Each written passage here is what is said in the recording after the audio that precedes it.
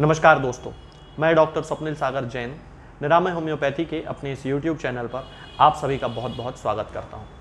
दोस्तों, हमारे घर में बहुत छोटे छोटे बच्चे यदि हैं और उनको बहुत ज़्यादा उल्टी दस्त की कभी शिकायत होती है तो फिर पेरेंट्स को, माँ बाप को ये समझ में नहीं आता कि उस समय क्या करना चाहिए। यदि हम उस समय अपने घर में कुछ होम्योपैथी दवाइयाँ रखे हुए हैं, जो कि मैं समय समय पे अपने वीडियोस में बताता रहता हूँ। 3-4 मेडिसिन के बारे में मैं पहले भी बता चुका हूँ, आज भी मैं एक मेडिसिन के बारे में बताने वाला हूँ। तो यदि हम वो अपने पास रखें तो हम बच्चों को वो दवाएँ देकर अपने छोटे छोटे जो बच्चे होते हैं उनको कोई अन्य जो एलोपैथी दवाएं होती हैं या कुछ अन्य दवाएं होती हैं उनको देने से बचा सकते हैं, क्योंकि होम्योपैथी दवाओं का कोई साइड इफेक्ट नहीं होता और बच्चा भी पूरी तरह ठीक हो जाता है। आज मैं आपसे बात करने वाला हूं मैग कार्ब यानी कि मैग्नीशिया कार्ब के बारे में। होम्योपैथिक मेडिसिनल सिस्टम की बहुत अच्छी मेडिसिन है जो कि बच्चों के दस्त जैसी समस्याओं में, मासिक धर्म से संबंधित समस्याओं में और भी कमजोरी जैसी समस्याओं में ये बहुत अच्छा काम करती है। अपच के केस में बहुत अच्छा काम करती है। तो ये सारे सिम्टम्स आज मैं आपको बताऊंगा कि किस तरह के सिम्टम किस पेशेंट में देखने को मिलते हैं।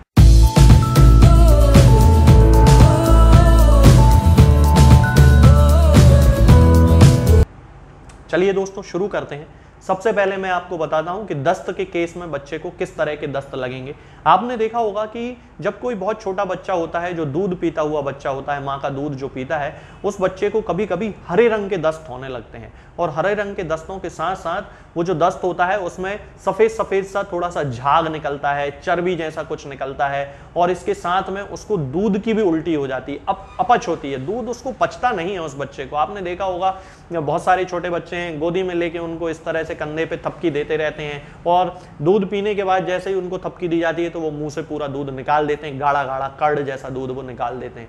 उस समय यदि किसी बच्चे को दस्त लग रहे हों और दस्त का कलर, जैसा कि मैंने अभी आपको बताया कि हरे कलर के दस्त हों और ये जो दस्त हों उसमें से बहुत ज्यादा बदबू आए, खास जो सिम्टम है वो ये है कि दस्त तो ठीक है, हरे रंग का होगा, ये पहला खास सिम्टम है, और दूसरा कि उसमें से बदबू बहुत ज्यादा आती है।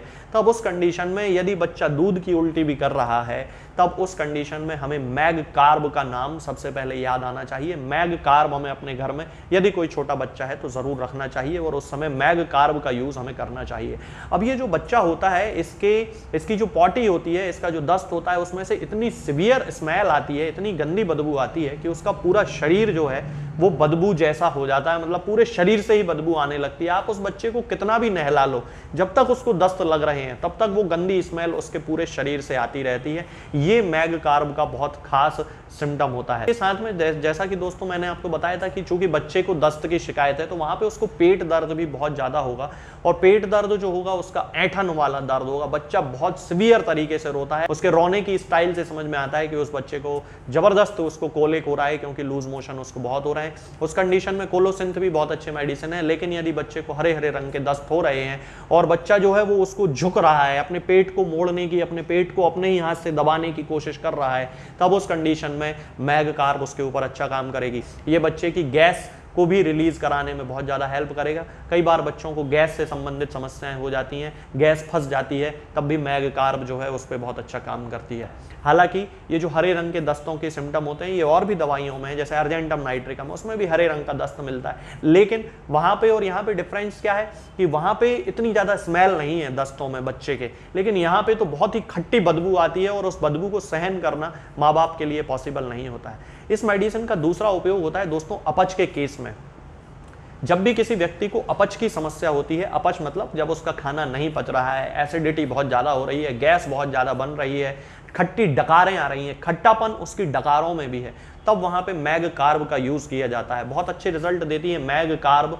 और जहाँ जैसा कि मैंने आपको बताया कि जिस व्यक्ति को अपच की शिकायत है, हालांकि अपच के केसेस में होम्योपैथी हमेशा सिम्टम्स पे काम करती है, और भी बहुत सी दवाएं हैं, लाइकोपोडियम, चाइना है, कार्बोवेज है, लेकिन मैग कार्ब के केस में व्यक्ति को बहुत ज़्यादा खट्टी डकारें आने की शिकायत होती है और खट्टापन, जैसा कि मैंने अभी बताया कि जैसे उसके दस्तों में खट्टापन है, यहाँ व्यक्ति को अपच के कारण डकार में खट्टापन होगा। तो यहाँ पे मैग कार्ब बहुत अच्छा काम करती है। अब इसको लेने का तरीका क्या है? मैं जनरली प्रेफर करता हूँ 30 पोटेंसी में लेना।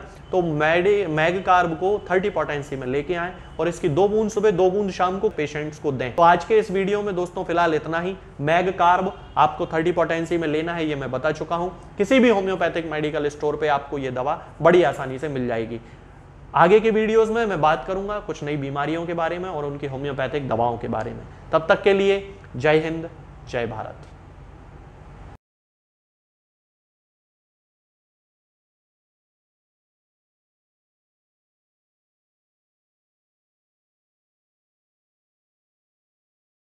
दोस्तों, होम्योपैथिक दवाओं को खाने का सबसे अच्छा तरीका होता है कि हम हमेशा खाली पेट इन दवाओं को खाएं।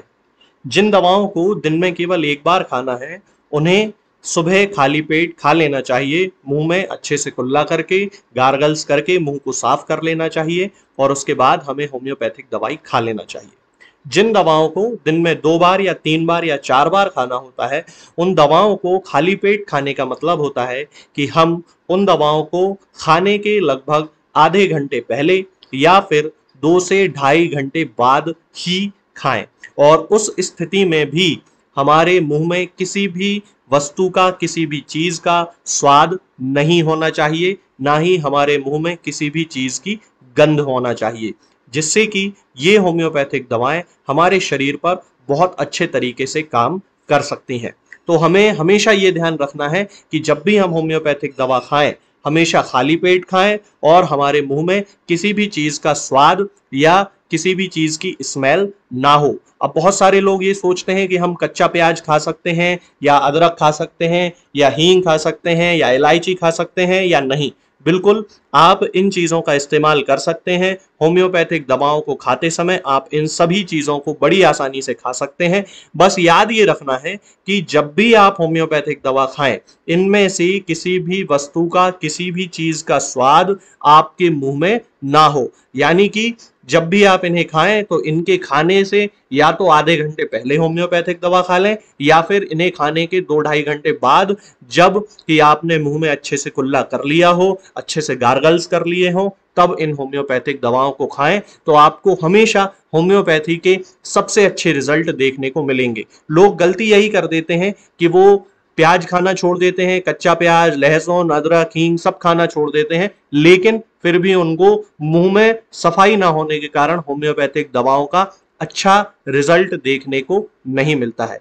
ये होम्योपैथिक दवाएं आपको किसी भी ऑनलाइन फार्मेसी पर या आपके घर के नजदीक किसी भी होम्योपैथिक मेडिकल स्टोर पर बड़ी ही आसानी से उपलब्ध हो जाएंगी। ये दवाएं हर होम्योपैथिक फार्मेसी पे उपलब्ध होती हैं, हर ऑनलाइन फार्मेसी पर उपलब्ध होती हैं, इसलिए आप वहां से इन दवाओं को प्राप्त कर सकते हैं। निरामय होम्योपैथी क्लिनिक से ना ही किसी मरीज को कोई दवा बेची जाती है और ना ही कोई दवा भेजी जाती है। इसलिए अपने नजदीकी होम्योपैथिक मेडिकल स्टोर या ऑनलाइन फार्मेसी से ही इन दवाओं को प्राप्त करें।